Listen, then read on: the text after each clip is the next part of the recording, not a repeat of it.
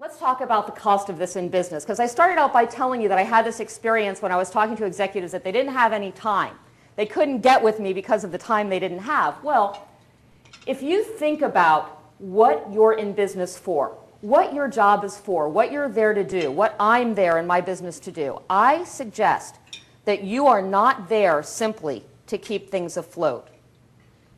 And yet we spend a lot of time doing that, don't we? We spend a lot of time just keeping things afloat. You walk into your office, the entire day could easily be taken up with answering email, responding to voicemail, and so forth, easily. But you're not employed to do that. If you own a business, you're not employed to do that. You are employed to do something very, very specific. You are employed, or you own a business, and your self-defined profession is to make something happen that wasn't going to happen anyway. See, there's a whole bunch of stuff that's going to happen whether you do anything about it or not, right? Yeah. It's just going to continue on a steady flow and maybe even get better. You'll probably get smarter as time goes on. Your customers, if you're any good at what you do, will come back and you'll have more business because you'll get referrals. And so there will be a steady incline, a steady improvement. But that's not your job.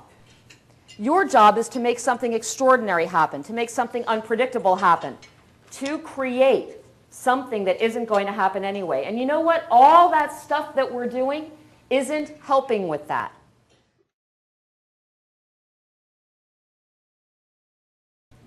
The biggest failure of business is the failure of execution.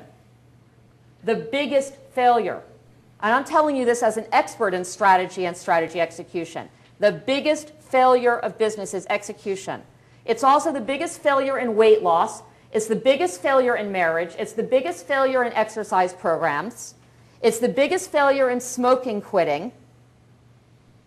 Anything in life you look at that has a persistent track record of failure, the failure is a failure of execution and follow-through. There was a Harvard Business Review article back in 2002. It was very interesting. You know, they went into offices and they checked out who was producing results of the managers and executives and who wasn't. Now, it was interesting because of what they saw. About 90% of managers were not producing results. And by results, I mean this.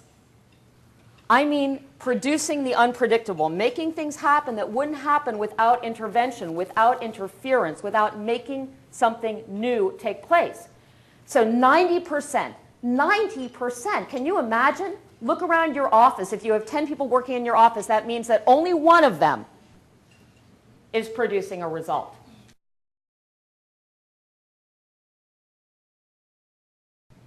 You don't need to be on call.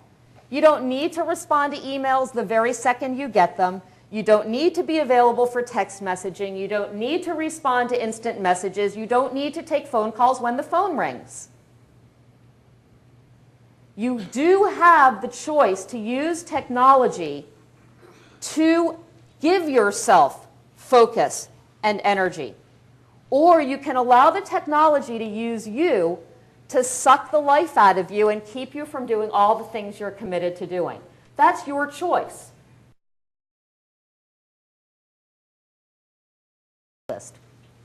Last story. There is a, this is just to tell you how bad, this is the saddest story of all. There's a sperm bank in China. Well, you know there's got to be at least one in China, right? This is like the super elite sperm bank in China, and they have a special requirement of all the men who donate sperm, which is that they have to have the qualifications of, at the very least, a college professor. So they've got to have PhDs or doctorates or something like that. And needless to say, this is very, very popular with women. They really want to have male donors who are very successful and bright and educated and so forth. They think it bodes well for their children. Well, the problem with the super sperm bank in China is that they only have 40 donors. Out of how many people in China? 40 donors. And they have a waiting list of 200,000 women. The men are too busy to donate. The women are too busy to get married and have children.